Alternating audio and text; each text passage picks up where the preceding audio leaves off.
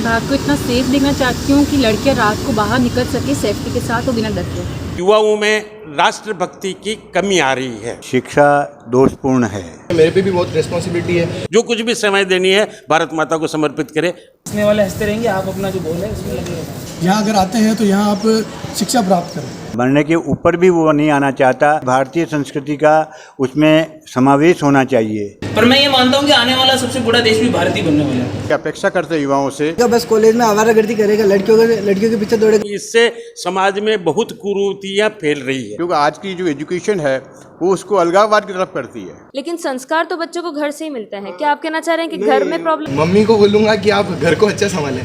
और हमको देश को बदलना है। यहाँ विद्यार्थी को टीचर को ढूंढना पड़ता है। हम आए हैं वरिष्ठ नागरिक मंच भिलवाड़ा में, जहाँ पर एक समूह है ओल्ड सिटीजन का। आइए यहाँ पे बात करते हैं, देखते हैं यहाँ पे लोगों की क्या राय है आज के युवा के प्रति, जो कि डिजिटल वर्ल्ड के चलते आगे बढ़ता जा रहा है पर अपने संस्कारों को पीछे छोड़ता जा रहा है। आइए बात करते हैं। नमस्ते। नमस्कार। आपका शुभ नाम? शंकर सोमानी। शंकर सोमानी जी, आपकी क्या राय है आज के युवा के प्रति? इसके लिए शिक्षा दोषपूर्ण है। भारतीय संस्कृति की शिक्षा हिंदुओं को नहीं मिल रही है, जिसके कारण से हिंदू युवक जो है वो अलग तरह से अपने आप को पाल रहा है। वो आर्थिक दृष्टि से अपने को समृद्ध करना चाहता है, इसलिए संस्कार विहीन होता जा रहा है। इस कारण से उसमें ये दुर्गुण आता जा रहा है। अगर संस्कार मिलते शिक्षा में तो निश्चित रूप से वे अपने बड़े बूढ़ों का सम्मान करता और सम्मान करके उनकी इज्जत करके बुढ़ापे में उनका सहारा बनता। क्योंकि आज का युवक बुढ़ापे में सहारा नहीं बन करके अर्थ की दृष्टि से वो अर्थोपार्जन के लिए बाहर चला जाता है। शिक्षा की दृष्टि से वो पहले अपना कैरियर बनाता है, कैरियर बनाने के बाद में वो बाहर विदेशों में चला जाता है और पैसा भेजने के लिए तो वो तैयार है, जितना चाहिए उतना ले लो, लेकिन मैं वहाँ आ नहीं सकता। मरने के ऊपर भी वो नहीं आना चाहता कि वहाँ किसी से कार्यक्रम करवा लो और ताकि मैं पैसा उनको जितना चाहिए उतना भेज दूँगा। इस तरह की संस्कृति के संस्कार उनको मिल रहे हैं, जिसके कारण से वो अर्थ के पीछे भाग रहा है और संस्कार के पीछे नहीं भाग रहा है। इस कारण से भारतीय संस्कृति का उद्धार न होकर के भारतीय संस्कृति उसमें पनप नहीं रही है। इसलिए उनमें ये संस्कार शिक्षा के द्वारा मिलना चाहिए, तब जाकर के। आप शिक्षा में क्या बदलाव चाहेंगे? शिक्षा में यह है कि भारतीय संस्कृति का उसमें समावेश होना चाहिए। आज जो धर्मनिरपेक्षता के कारण से भारतीय संस्कृति को मिटाया जा रहा है और दूसरे जो धर्म वाले हैं उनको अपने यहाँ पर धर्म की शिक्षा दी जा रही है, लेकिन हिंदू धर्म को ये शिक्षा देने के लिए वंचित किया जा रहा है। इस कारण से हिंदू संस्कृति पनप नहीं रही है। इसलिए संस्कार लेने के लिए शिक्षा में जो पहले परशुराम संवाद भी आता था, रामायण की चौपाइयाँ भी आती थी, दूसरी चीज़ें रामायण भी पढ़ाई जाती थी, गीता का सार भी पढ़ाया जाता था, लेकिन आज सारे बंद हो गए क्योंकि केवल धर्मनिरपेक्षता का नारा देकर के हिंदू धर्म को डुबोया जा रहा है, बाकी सारे धर्मों को पनपाया जा रहा है। इसलिए संस्कृति को पनपाने के लिए शिक्षा में संस्कृति का या समावेश हो, उसमें हिंदू संस्कार पनपे, उसके लिए उसके आचार विचार का समावेश होना चाहिए। तो जैसा आपने सुना, इनका मानना है कि शिक्षा के चेंज होने के कारण, यहाँ पे हिंदू संस्कृति ना मिलने के कारण युवा में बदलाव आ रहे हैं। आइए दूसरों से बात करते हैं। आपका नाम? ओम प्रकाश शर्मा। नमस्ते ओम प्रकाश। नमस्ते जी। आपके हिसाब से जब आप एक युवा थे और जो आज का युवा है, उसमें क्या क्या अंतर है और क्यों है वो अंतर? देखिए, समय के साथ सब चीज़ बदल जाती है। हम जब बालक थे या युवा थे तो हम अपने माता पिता के प्रति पूर्ण समर्पित थे। आज स्थिति उल्टी हो गई है क्योंकि वैल्यू बदल गई है। आज के बुज़ुर्ग राष्ट्रीय धरोहर है और ये कहा जाता है कि बुज़ुर्ग घर की शान है, बुज़ुर्ग घर की मान है और बुज़ुर्गों के बिना तो घर ये वीरान है। पेड़ बूढ़ा हुआ तो क्या हुआ, आंगन में लगा रहने दो, फल न देगा न सही छाँव तो देगा। लेकिन आज इस सोच के लोग कम हैं क्योंकि वे सोचते हैं कि हम और हमारे बच्चे। ये स्थिति को बदलना चाहिए और हम ये अपेक्षा करते हैं युवाओं से कि वे अपने घर में माता पिता का पूर्ण ध्यान रखें, बुजुर्गों को ध्यान रखें, उनकी सेवा शुश्रूषा करें, उनको जहां आवश्यक हो घुमाने ले जाए, उनके साथ समय बिताए। अगर कोई बिताता है बच्चा या नवयुवक अपने माता पिता के साथ, तो उसकी आयु में इजाफा होता है। इसमें बदलाव आया है। पहले के टाइम पे अलग था और अभी के टाइम पे बच्चे, हम और हमारे बच्चे रहना चाहते हैं। इस सोच के बदलाव का कारण आप क्या कहेंगे? एकाकी परिवार, पहले संयुक्त परिवार थे, संयुक्त परिवार में हम सभी थे, भाई बहन से रहते हैं। आजकल क्या है, जो शादी हुई है वो अलग चला जाता है, तो उसकी सोच माता के पिता के प्रति बदल जाती है। इसका कारण? इसका मूल वही एकाएक परिवार हो गया, हम और हमारे। ये जो बदलाव है, एकाएक परिवार जो है, जो हम और अलग रहने लग गए बच्चे, इसका कारण क्या है? इसका मूल कारण ये है कि उसकी सोच में बदलाव आ गया।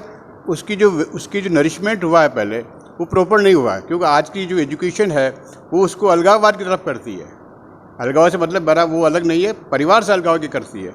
पहले शिक्षा परिवार को जोड़ती रही है, माता पिता बुजुर्ग दादा दादी सब सिखाते थे, लेकिन आज से उल्टी हो गई है। आज तो वो अपने कॉन्वेंट में भेज रहा है, सोफा में भेज रहा है, इंडियन स्कूल में तो भेजता ही नहीं है। और पढ़ाई में भी क्या चीज़ उल्टी हो गई है। पहले हम जब पढ़ते थे तो रामायण भी हमने सीखा है, महाभारत भी सीखी है, कैसे प्रकार से भाईचारे से रहते सब सीखा है, किस प्रकार से बुजुर्गों का सम्मान किया जाए वो सीखा है। वो चीज़ आज कहाँ सिखाई जाती है? मॉरल एजुकेशन तो आज है ही नहीं। नैतिक शिक्षा के अभाव में सब चीज़ गलत हो रही है। तो जैसा आपने सुना, इनके हिसाब से भी बदलाव का मूल कारण शिक्षा में बदलाव ही है। शिक्षा, नैतिक शिक्षा ना मिलने की वजह से ही आज का युवा बदलता जा रहा है। आइए दूसरों से बात करते हैं। नमस्ते। नमस्ते जी। आपका नाम? रजनीकांत आचार्य, वरिष्ठ नागरिक मंच में मेरे पास संगठन सचिव का दायित्व है।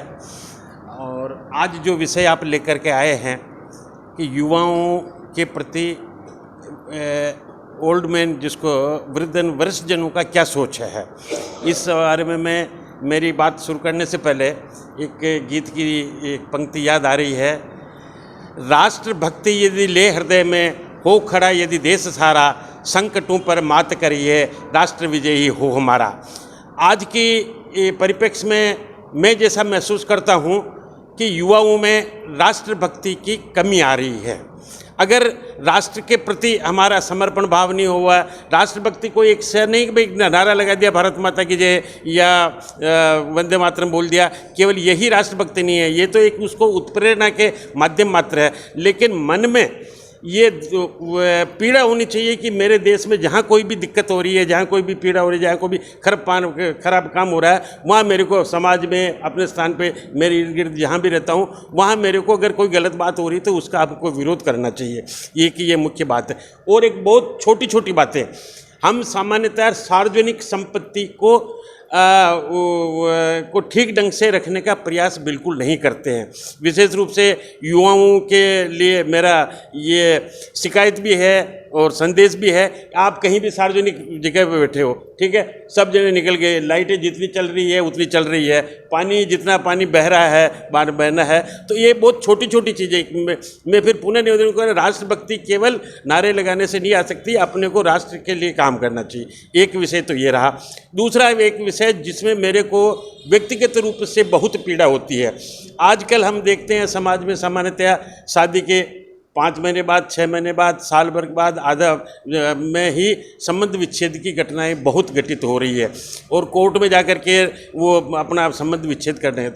तो मेरा इसमें सब युवाओं और युवतियों से निवेदन है कि आप जिससे भी संबंध कायम कर रहे हैं, जिसको भी आप अपना जीवन साथी बना रहे हैं, उसकी सारी आपको जितनी भी जानकारी चाहिए वो पहले आप प्राप्त कर लो। आपके लिए सूटेबल हुए तो आगे बढ़ो, और नहीं तो बाद में ऐसी व्यवस्थाएं हो गए, दोनों को भी कहीं कॉम्प्रोमाइज़ करना पड़ता है, युवतियों को भी, युवकों को निश्चित रूप से जीवन में कहीं न कहीं कॉम्प्रोमाइज़ करना पड़ेगा।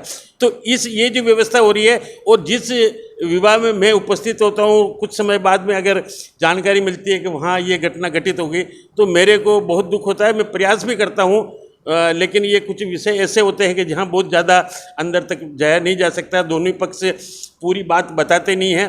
तो इसमें मेरा सभी युवा युवतियों से निवेदन है कि इस बारे में विशेष, क्योंकि इससे समाज में बहुत कुरीतियाँ फैल रही है इस वजह से। तो जैसा आपने बताया कि कुछ आपको शिकायतें हैं युवाओं से, और आपने बताया कि उनको थोड़ा राष्ट्र के प्रति थोड़ा ज़्यादा डिवोटेड होना चाहिए, अपने आप के अपने रिलेशन के लिए थोड़ा ज़्यादा डिवोटेड होना चाहिए, लेकिन उनका आपके प्रति, बुजुर्गों के प्रति कैसा व्यवहार है और आप उसे कैसे देखते हैं?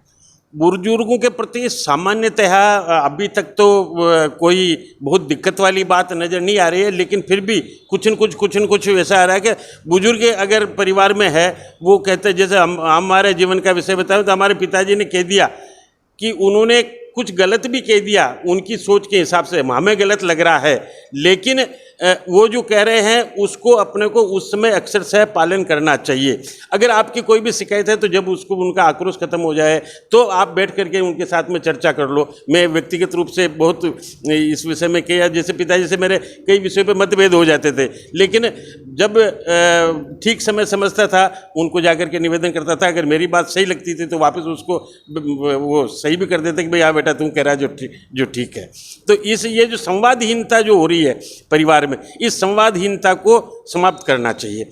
एक और विषय मैं बताऊंगा कि अपन इस देश का अन्न खाते हैं, टैक्स इस देश की जनता भरती है।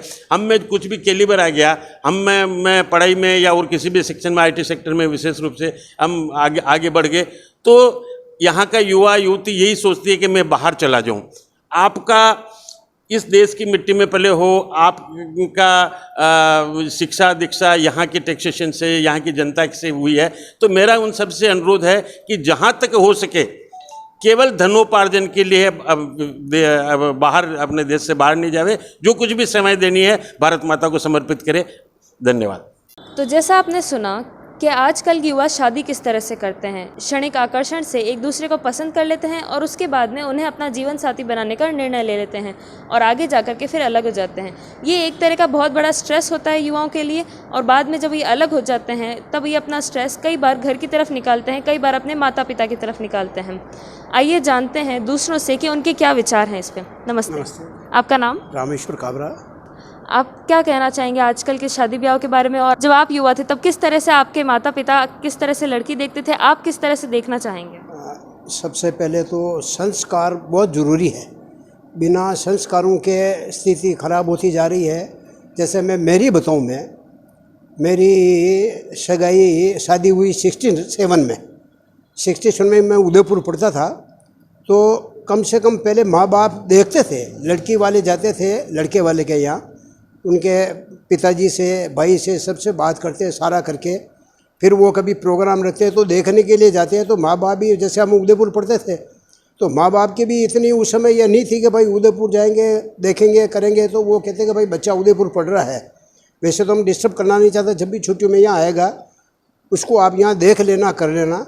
लेकिन फिर भी बहुत सारे ऐसे आते कि भाई हम तो जाके दिखाएंगे, वो देख कर के आ जाते हैं। फिर भी माता पिता से पूछते कि साहब हम बच्चे के पास जाए हैं, आपका क्या मानस है? तो ये माँ बाप ये कहते थे कि जब भी बच्चा आएगा हम बात करेंगे, बात करने के बाद में डिसीजन फिर हम लेंगे। हम ऐसा नहीं है कि बच्चे को बच्ची से मिलाएंगे, ऐसी कोई बात है। उस समय जो सारे डिसीजन माँ बाप करते थे वही फाइनल था, बच्ची को वो देखाते थे, हमारा ऐसा कुछ था नहीं। क्योंकि मेरे ऊपर ही बताऊँ, मैंने जिस समय शादी हुई उससे तब तक पहले मैंने देखा ही नहीं लड़की को, लेकिन माँ बाप जो देख के आते थे वो हर चीज़ को सोच समझ के सारा काम करते थे, तब जा कर के फाइनल करते थे। यह है। तो बच्चों में सबसे पहले संस्कार बहुत ज़रूरी है। बिना संस्कार ये स्थिति हो गई कि आजकल शहरों में स्थिति बहुत ज़्यादा ख़राब हो रही।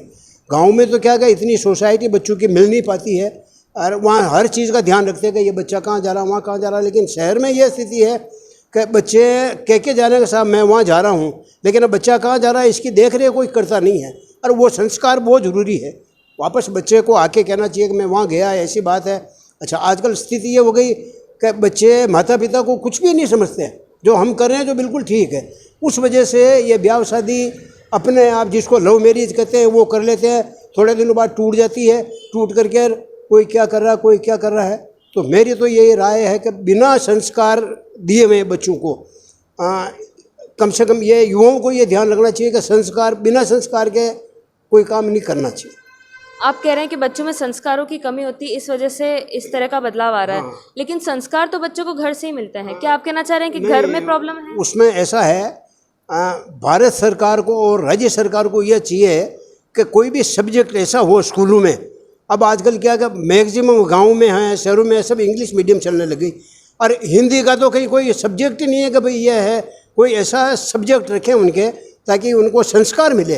अब वो पहले तो सारी रामायण की पढ़ाते थे, प्रार्थना भी करते थे, लेकिन आजकल धीरे धीरे वो सारी बंद हो रही है।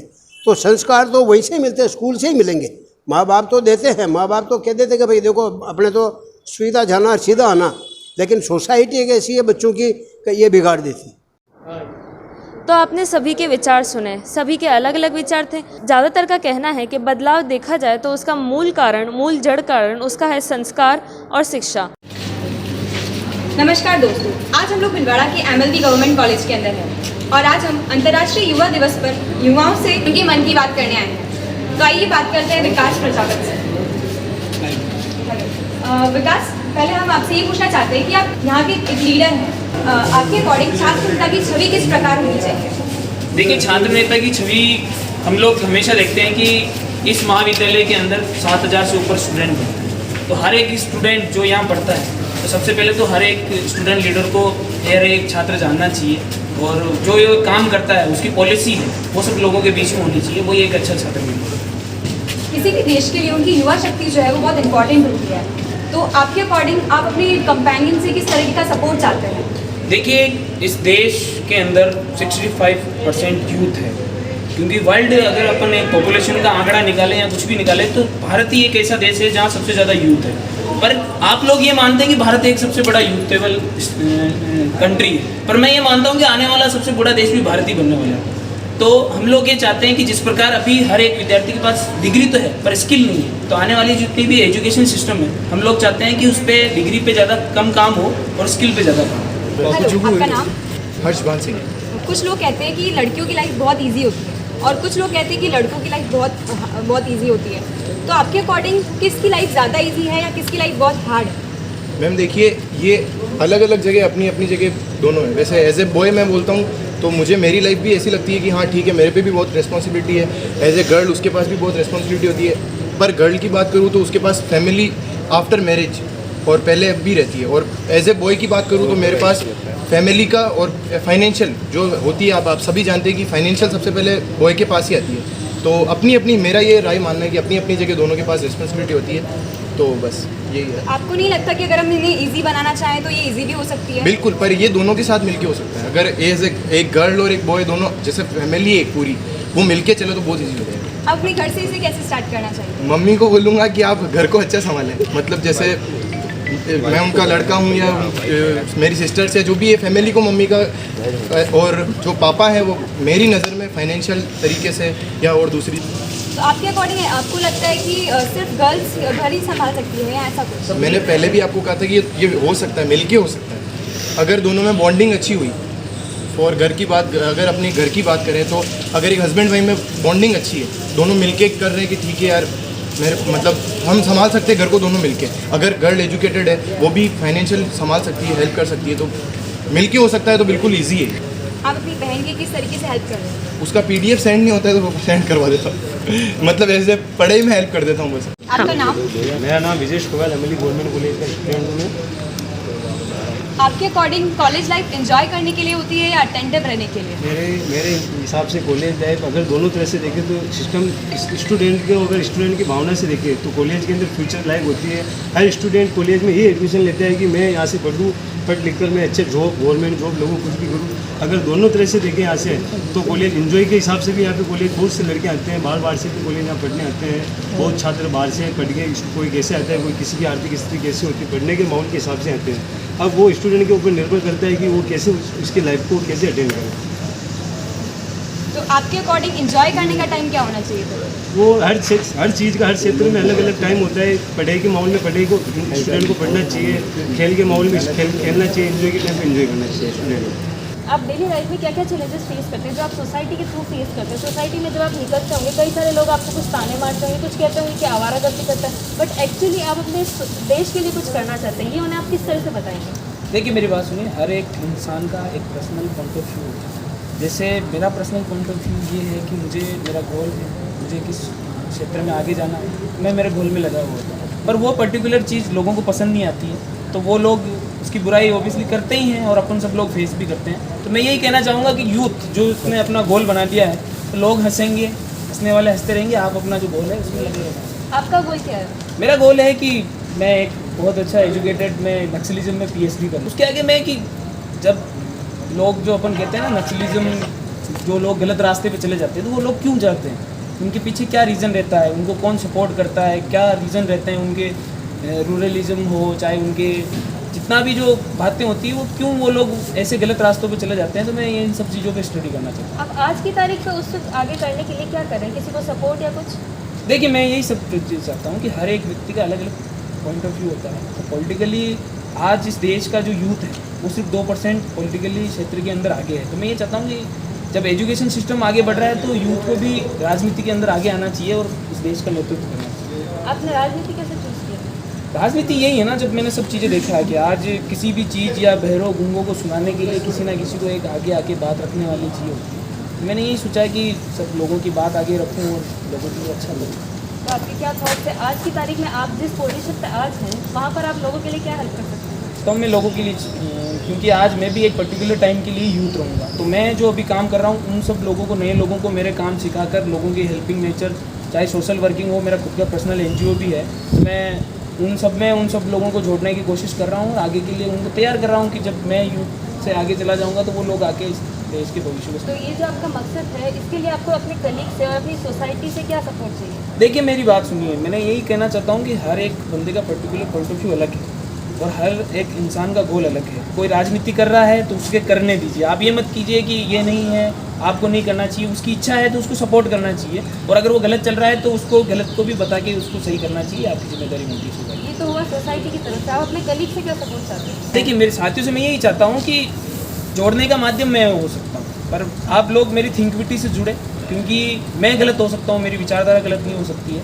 तो आप सब लोगों को, अगर मैं अच्छा कर रहा हूँ तो उससे कुछ सीखना चाहिए, मैं बुरा कर रहा हूँ तो उसको आप लोगों को इग्नोर करके आपको नहीं फॉलो करना चाहिए। नमस्कार, आपका नाम? कृष्ण गोपाल खटी, तिलकराज खटी, MLE कॉलेज भिलवाड़ा। मेरा सवाल आप लोगों से ये है कि आप अपनी सोसाइटी से क्या क्या चेंजेस चाहते हैं और आप किस तरीके से सपोर्ट चाहते हैं अपने फेलो बीइंग से, कि वो लोग आपको किस तरीके से सपोर्ट करें? पहले तो समाज में पुरानी जो रूढ़िवादिता चल रही है उसको हम ख़त्म करना चाहते हैं, क्योंकि जो पुराने लोग हैं वो बस उनकी सोच लेके बैठे हैं, नया कुछ नहीं सोच रहे हैं। तो आप उसको बदलने के लिए क्या कर रहे हैं? उसको बदलने के हम खुद चेंज हो रहे हैं, ऑटोमेटिक फैमिली को सिखा रहे हैं कि ये करना है, ये करना है, जैसे सिचुएशन के साथ चलना है हमेशा। तो आप किस तरीके से चेंज कर रहे हैं, कुछ बता सकते हैं अपने? जैसे सिस्टर है मेरी, तो उसको बोलता हूँ कि पढ़ाई के ऊपर फोकस कर, आगे बढ़, अपने मजबूत बन, खुद पैरों के ऊपर खड़ी हो, सेल्फ डिफेंस कर तू हर चीज़ का। स्टडीज़ में भी हेल्प करते हैं? हाँ, उसकी स्टडीज़ में हेल्प करता हूँ, उसको टीचर्स के फॉलो करवाता हूँ, टीचर जो कहता है उसको रूल्स को फॉलो करो। क्या अपनी बहन की, अपने घर पे किसी की हेल्प करते हैं कामों में? हाँ बिल्कुल करता हूँ मैं। मुझे जब फ्री टाइम होता है तब मैं उनकी हेल्प करता हूँ और उनके साथ कोऑपरेट करता हूँ मैं। आप अपनी सोसाइटी से किस तरीके के बदलाव चाहते हैं? हम ये बदलाव चाहते हैं कि जो खेल चल रहे हैं उनके अंदर जो सरकारें मतलब उनके अंदर योगदान कर रही है, बहुत ही अच्छा योगदान कर रही है, मेडल भी आ रही है। आप अपनी सोसाइटी में क्या बदलाव चाहते हैं? हम बदलाव चाहते हैं कि सभी कॉलेज पूरे राजस्थान के अंदर खेलों के प्रति बहुत ही एक्टिविटी है, लेकिन खेलों के अंदर सुविधा कम मिलती है तो खिलाड़ी निराश होता है और उनको सुविधा नहीं मिलने पर वो फिर छोड़ देता है बीच में गेम वगैरह।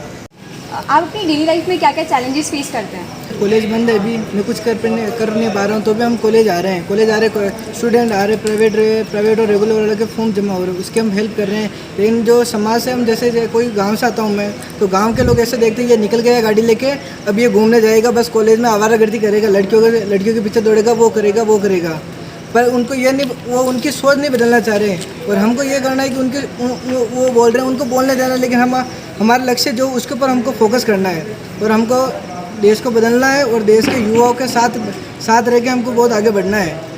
तो अपने युवाओं से, अपने जो साथी लोग हैं, उनसे आप क्या अपील करना चाहते हैं? उनसे मैं यही अपील करना है, जो भी अपना लक्ष्य बनाए, कोई ये नहीं सोचे कि हम बाद में करेंगे, 1 साल बाद में सोचूंगा, वो करेंगे नहीं।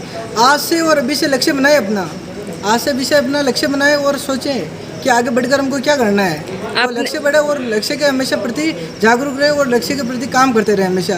अब आपको सफलता हमेशा मिलेगी, पैर खींचने वाले बहुत मिलेंगे, लेकिन आपको उनके ऊपर ध्यान नहीं देना है, आपको हमेशा अपनी सफलता की ओर ध्यान, लक्ष्य की ओर बढ़ना है। आपने कहा कि आप छात्र नेता हैं, तो एक छात्र नेता की जो छवि है उसको लोग किस प्रकार से देखते हैं? छात्र नेता की छवि को प्रकार से देखते हैं जिस प्रकार, जैसे कोई स्टूडेंट काम कर रहे, कार्य करता है, वो सोचते, लड़के सोचते कि अच्छा कार्य कर रहा है, लेकिन जब वो कोई अलग दिमाग वाले लड़के आते हैं, सोचते हैं ये तो आवारागर्दी करते हैं, इनको तो बस जैसे पैसे मिल रहे हैं इनको, बस उनकी सोच वो अदर स्टूडेंट्स की थिंकिंग होती है कि उनकी ये पैसे मिल रहे हैं इनको, हमको पैसे नहीं मिल रहे। हम स्टूडेंट्स के लिए हेल्प डेस्क के रूप से तैयार करते हैं, स्टूडेंट को कभी कोई दिक्कत नहीं आई इस रूप में हम कार्य करते हैं। आपका नाम? अजय खोईवाल। तो अजय, मेरा सवाल आपसे ये है कि आपके अकॉर्डिंग कॉलेज लाइफ जो है वो अटेंटिव रहने के लिए होती है या सिर्फ एंजॉय करने के लिए? काफ़ी जो विद्यार्थी आते हैं यहाँ पर बाहर से पढ़ने, जो अगर पढ़ाई बेस पर आते हैं तो विद्यार्थी पढ़ते भी हैं, और काफ़ी विद्यार्थी ऐसे भी होते हैं जो विद्यालय से ही यहाँ केवल एंजॉयमेंट के लिए आते हैं। उनकी विचारधारा ये होती है कि हम महाविद्यालय में जाने के बाद हमको कोई रोक टोक नहीं होगी, फ्रीडम होगी सारी, हम एंजॉय करेंगे, यहाँ कोई रोक टोक वाला नहीं होता। सबसे महत्वपूर्ण बात ये होती है कि विद्यालय के अंदर आपको टीचर ढूंढते हैं कि विद्यार्थी कहाँ है, उसको पढ़ाना है, कक्षा में लाना है, ये करना है। यहाँ ऐसा कुछ नहीं है, यहाँ विद्यार्थी को टीचर को ढूंढना पड़ता है कि हमारा टीचर कहाँ है, क्लास कहाँ लगेगी, हमारी क्लासेस कहाँ होगी। तो यहाँ पर स्कूल से और विद्यार्थी को थोड़ा सा डिफरेंट वे है। आपके हिसाब से आप किस चीज़ के लिए आते हैं? मेरा यही मानना है, जहाँ तक विद्यार्थी प्रशासन, कॉलेज प्रशासन भी विद्यार्थियों के लिए लगा रहता है, तो जितने विद्यार्थी आते हैं मेरा यही कहना है उनसे कि आकर यहाँ पर सबसे पहले शिक्षा ग्रहण करें। एंजॉय वगैरह सब बाद की बात है, पहले आपको अगर शिक्षा ग्रहण होगी तो आपके जीवन बड़ा है। विश्वविद्यालय से बाहर निकलने के बाद, महाविद्यालय से बाहर निकलने के बाद भी आपको काफ़ी दुनिया है, तो वहाँ आप एंजॉयमेंट कर सकते हैं। यहाँ अगर आते हैं तो यहाँ आप शिक्षा प्राप्त करें। तो आपके अकॉर्डिंग एंजॉयमेंट का जो टाइम है वो कब है? मेरा मानना है अगर आप पहले ग्रेजुएशन कंप्लीट कर लें, ताकि आप एक लेवल पर पहुँच जाएँ, ताकि आप कुछ कर सकते हैं। उसके बाद आप मनी इनकम करो तो उसके बाद आप एंजॉयमेंट कर सकते हो, क्योंकि अगर महाविद्यालय विद्यालय में आप आते हैं तो पढ़ने ही आते हैं, और आपके माँ बाप पढ़ने के लिए ही भेजते हैं आप। Thank you. नमस्कार, आपका नाम? मेरा नाम सपना सेन है। ओके, तो सपना, मेरा सवाल आपसे ये है कि डेली लाइफ में आप किस तरीके के चैलेंजेस फेस कर रही हैं? डेली लाइफ में मैं काफ़ी चैलेंजेस फेस करने पड़ते हैं। जैसे जॉब कर रही हूँ अभी, तो जॉब के लिए मैं जैसे घर से बाहर निकलती हूँ तो हमारी पहले टॉपिक मेरा सोसाइटी के ऊपर होगा कि सोसाइटी के जो भी जितनी भी मेंबर्स हैं, सोसाइटी के जितने भी मेंबर्स हैं वो सब यही चाहते हैं कि एक लड़की है और ये जॉब कर रही है, इसका ड्रेसअप वगैरह कैसा होना चाहिए, जीन्स पहन के बाहर निकल रही है, और ये जो फॉर्मल ड्रेस होती है ये पहन के बाहर निकल रही है, सूट पहनना चाहिए, और है ना लड़कियों को घर में ही रहना चाहिए। ऐसे ये सब बातें होती रहती है। तो मैं अपनी सोसाइटी में चेंजेस करना चाहूँगी। चेंजेस यही चाहूँगी कि जो लोगों की मेंटलिटी है वो यही होनी चाहिए कि सब एक ही होते हैं। आपका नाम? गायत्री। ओके गायत्री, तो मेरा सवाल आपसे ये है कि आप आज की 5 साल बाद भारत को किस जगह पर देखना चाहती हैं या किस तरीके से देखना चाहती हैं? मैं भारत को इतना सेफ देखना चाहती हूँ कि लड़कियाँ रात को बाहर निकल सके सेफ्टी के साथ और बिना डर के।